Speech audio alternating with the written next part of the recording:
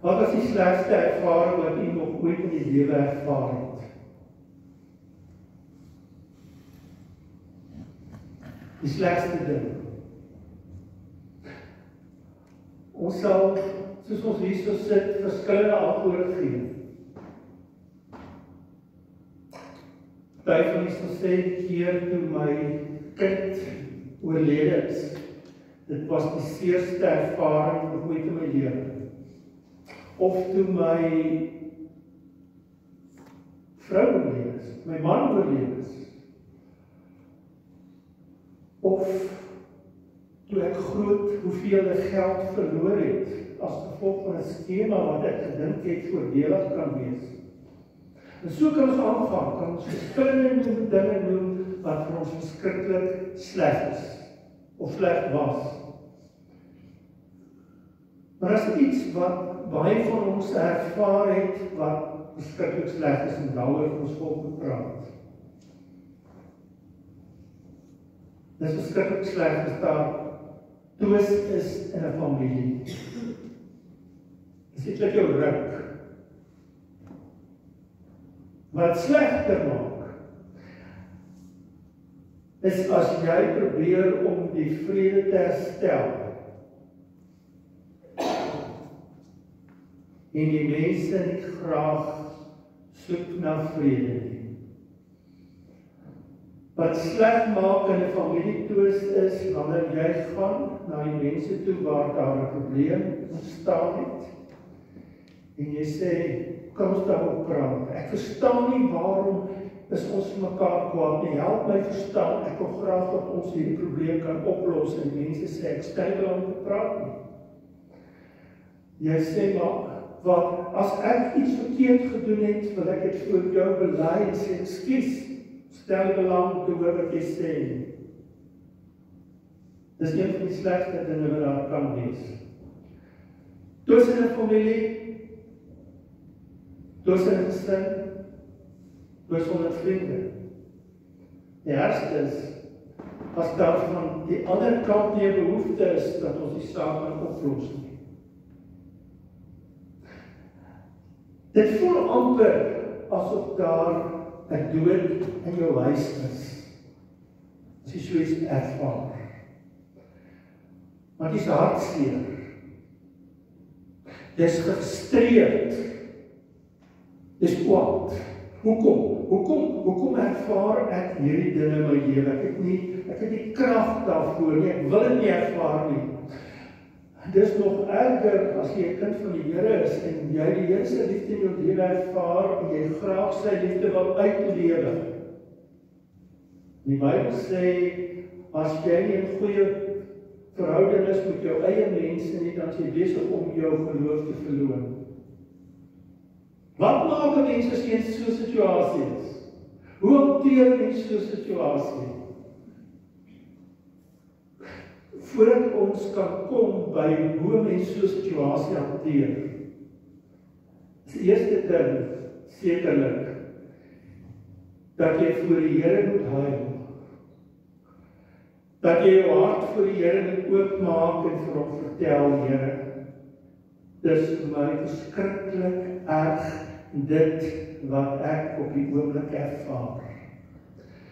Dat jy al die seer in jou binneste in 'n klag voor die Here verwoord en vir hom vertel wat jy ervaar in jou binneste.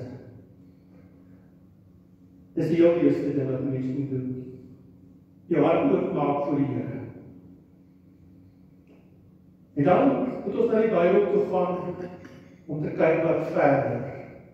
Die gedeelte wat ons saam gelees het, gee vir ons pragtige wenke. Romeine 12 gee vir ons 'n pad wat ons kan loop. En hierdie pad bestaan uit basies twee groot merkers. Die een merk sê, moenie kwaad vergeld nie. Oorwin die kwaad deur die goeie, dis die tweede merker. Die eerste merker is, moenie kwaad vergeld nie. Daar is kwaai vriendskap, tussen jou en jou kinders, of tussen jou en jou vriende, tussen jou en familielede. En die heel eerste ding wat die Bybel vir ons sê, as hulle leef is met jou, as hulle jou ignoreer, as hulle jou afskryf, moet jy dieselfde doen nie. Moet jy kwaad vergeld nie. Moet nie modder gooi nie. Moet nie dit doen nie. Moet ook nie jou rug op hulle draai en sê, man, van nou wil ek niks met hulle te doen nie. Ek sluit my hart vir julle. Van nou af loop ek sonder julle die pad. Moet ook nie bitter word nie. Want as jy bitter word, is jy besig om jouself te vergiftig. Die eerste riglyn wat die Bybel vir ons gee op hierdie pad, is moet kwaad vergeld nie. Die ander riglyn aan hierdie kant is, oorwin die kwaad deur die goeie. Moenie dit wat gebeur het net sommer so aanvaar nie. Oorwin die kwaad deur die goeie. En Romeine 12 veral vers 18 gee vir ons pragtige wenke wat ons moet doen. Ons is op 'n pad waar ons soek na versoening. En op hierdie pad is daar verskillende landskappe, minstens 4 landskappe. Kom ek help jou op hierdie pad te loop. Ons gaan deur 4 verskillende landskappe loop, wat elkeen van ons sy eie optrede gaan vra. Die eerste landskap waarop ons gaan loop, Romeine 12 vers 18 sê, leef in vrede met alle mense. Die mense het hulle rug op jou gedraai. Hulle soek nie vrede nie. Maar Romeine sê, jou hart moet altyd oop wees vir sulke mense. Jy mag nie jou hart toemaak vir sulke mense nie. Jy moet strewe na vrede. En dit vra, sê Paulus in Romeine, 'n nederigheid aan jou kant. Nederigheid in die sin van, jy moet bereid wees om te erken waar jy ook foute gemaak het. Jy moet hierdie mense wat aan die ander kant staan, met respek en eerbied behandel. Nie neerkyk, afkyk na hulle nie. En as jy met hulle praat, moet dit kalm wees, op 'n kalme manier. Maar sê dat jy kan met hulle praat, jy maak hulle deur toe vir jou. Wel, dan kan jy ten minste hulle SMS stuur.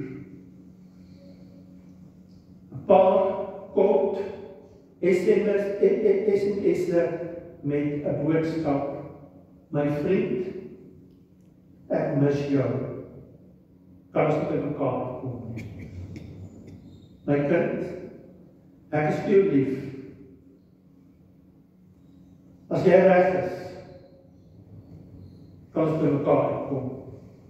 Hoor jy? Kort boodskapies waar mens sê, kom ons kom by mekaar. Kort boodskapies sonder dat mens druk plaas op die ander persoon om te reageer. Maar wat 'n mens uitnodigend sal wees en sê, kom kan ons asseblief by mekaar kom nie. En natuurlik, elke keer wanneer ek hierdie boodskap stuur, moet daar 'n gebed in my hart wees, o Here, gebruik tog hierdie boodskapie, sodat ek en my kinders by mekaar kan uitkom, sodat ek en my vriende by mekaar kan uitkom, sodat ek en my familielede by mekaar kom. Dis die eerste landskap waaroor ek moet stap. Probeer kontak hou, terwyl jou hart oop is vir jou mense. En dan kom ons by die tweede landskap waaroor ons gaan stap. Romeine 12 vers 18 is baie realisties. Jy hoor wat sê die vers. Leef in vrede met alle mense, as dit van jou afhang. Leef in vrede met alle mense. 'n Vredesproses het twee kante. Dis jy wat 'n verantwoordelikheid het om uit te reik, wat nederig moet wees, wat respekvol moet wees. Is die ander persoon wat moet bereid wees om te luister en te reageer. En nou gebeur dit baie keer dat die ander kant nie wil reageer nie. Dat die ander kant se hart te hard is. Dat hulle nie belangstel in vrede en versoening nie. En wat maak mens nou? Wat maak mens as jy SMS stuur en sê asseblief ons moet by mekaar uitkom en die persoon reageer nie? Daar's geen reaksie van die persoon nie. Wel, dan kom 'n mens by 'n punt waar 'n mens besef ek is mens. Dis magteloos. En dan kom ek met my magteloosheid na die Here God toe en sê, Here, U weet, ek wil graag versoening hê met my kinders. Ek wil graag versoening hê met my vriende. Maar U het gesien wat op die oomblik gebeur, daar's nie reaksie nie. Here, ek vat nou hierdie saak en ek gee dit in U hande. En weet jy, dit kan nogal help om twee klippe te vat of enigiets te vat en dit op 'n hoë plek te gaan sit. Simbolies, ek het hierdie saak vir die Here gegee. Dis in sy hande. Om jou net te herinner, jy het in sy hande geplaas. En baie keer plaas ons dinge in die Here se hande. En as ons gevoelens in ons harte kry, dat ons nie lekker is nie, dan ons dit terugvat. Gaan sit jou klippe op 'n hoë plek. En as jy ongemaklik voel, stap na die plek waar jy klippe geplaas het en herinner jouself, ek het dit aan die Here oorgegee. En as jy dit aan die Here oorgegee, beteken dit, jy weet nie presies hoe die Here nou gaan maak nie, maar jy is bereid om die Here te vertrou. Hoe werk die Here? Die Here werk op ongelooflike wyse. Partykeer gebruik hy net tyd om mense rustig te maak. Hy gebruik tyd om mense te laat afkoel van hulle humeur en hulle onvergenoegdheid. Maar meeste van die tyd werk die Here op 'n stille manier in ons harte. En wil hy ons oortuig van dit wat verkeerd is. En so kan die Here op 'n stille manier in mense wat nie wil vergewe nie en vrede in die harte werk om hulle tot oortuiging te bring. Maar dit is moontlik dat mense self kan sê, ek stel nie belang om na die Here te luister nie. Onthou jy vir Farao by 'n punt gekom waar hy gesê het, ek stel nie belang om na God te luister nie. En dan kan die Here oorgaan tot 'n tweede aksie. 'n Verskriklike aksie. Hy kan jou oorgee aan jouself. Hy kan jou oorgee aan jou onvergewensgesindheid, aan jou weiering om vrede te maak. En jy kan daardeur gepynig word. En waarom doen God dit? Nie om jou te straf nie, maar om jou te ruk, vir jou te sê, word wakker, besef waar jy besig is om te doen. Dis die tweede terrein waaroor 'n mens loop op die pad van versoening. Mens gee oor aan die Here en vertrou dat hy die saak sal hanteer. En dan kom mens by 'n derde terrein. Die derde terrein is waar jy vir die Here vra, Here,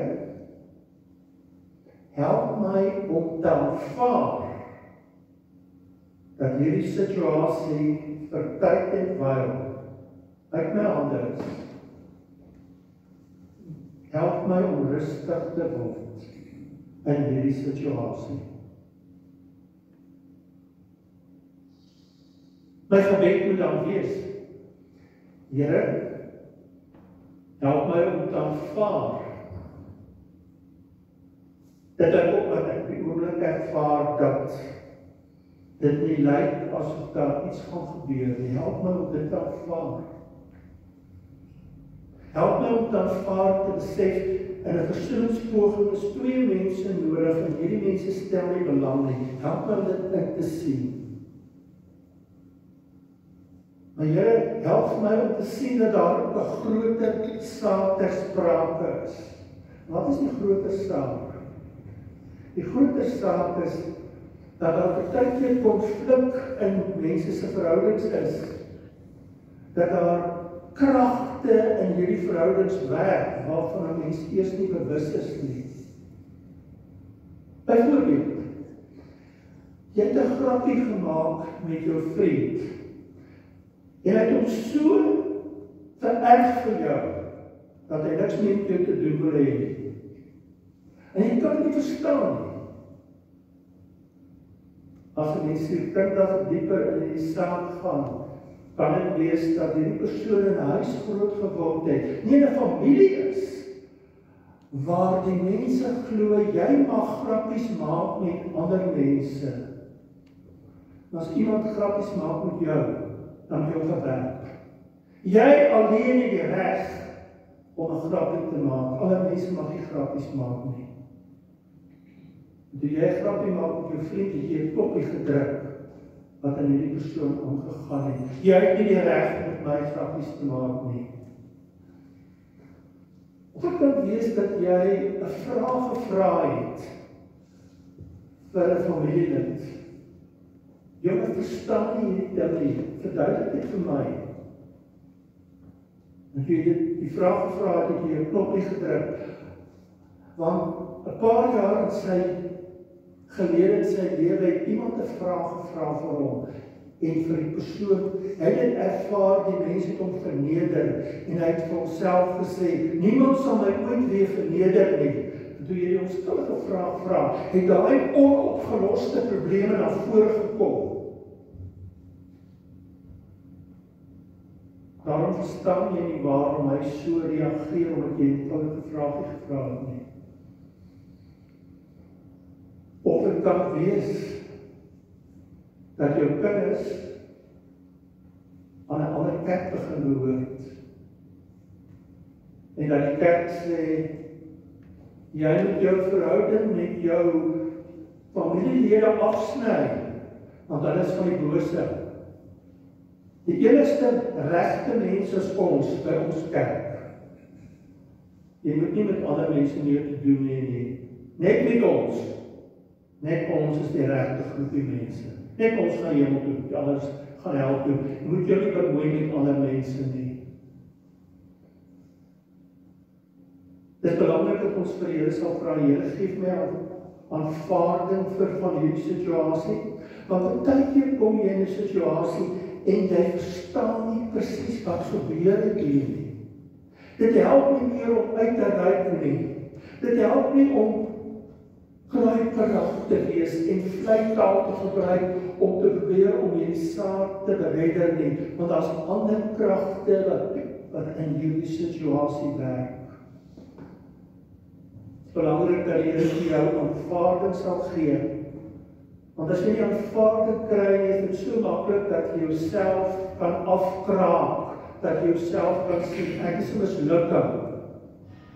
Ek kan nie eens dit reg kry om hierdie saak op te los nie. By die derde landskap is dit nodig dat ons vir die Here aanvaarding sal vra, dat hy ons rustig sal maak, dat hy ons kalm sal maak. En dan kom ons by 'n vierde landskap waaroor ons gaan loop. En by hierdie landskap moet ek vir die Here vra, Here, help vir my. Nou kyk ek na my. Here, help vir my om nie my hart te verhard nie. Maak my hart sag. Help vir my om 'n mooi mens te wees.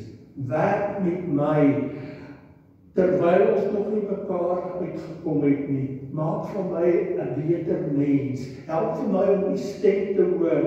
Werk met my, Here, en laat U wil in my lewe geskied. In hierdie fase, in hierdie landskap, is twee dinge te sprake. Die eerste ding wat te sprake is, ek is nog steeds besig om vir my vriend te bid en om te seën in my gebede. Here, seën my vriend. Seën hom in sy werk. Here, seën my kinders, seën my kleinkinders. Here, seën my familielede. Wees goed vir hulle. Ek is besig om hulle te seën voortdurend. En my hart is oop vir hulle. En daar is in my 'n groot behoefte dat daar versoening sal kom. Dis die een kant, maar aan die ander kant, ek wag nie vir hulle om weer te begin lewe nie. Ek neem verantwoordelikheid vir my lewe en ek vra Here, help vir my om op te staan uit hierdie moeilike situasie. En help vir my om in liefde aan te gaan en 'n waardige kind van U te wees.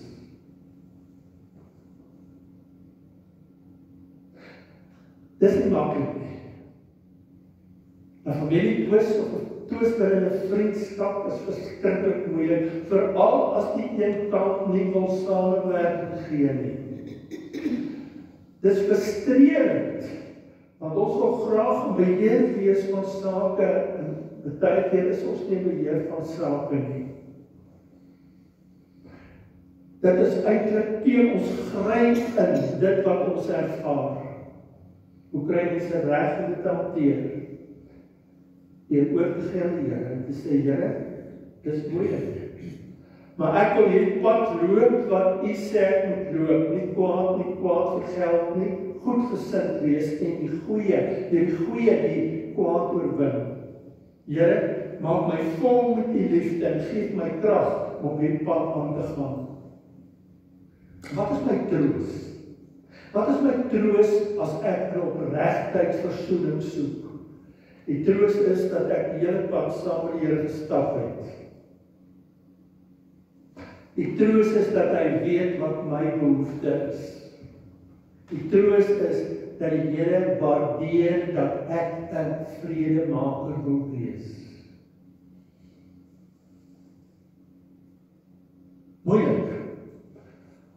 Maar God vra nooit van ons iets as hy nie ook bereid is om ons toe te rus om dit te doen. Amen.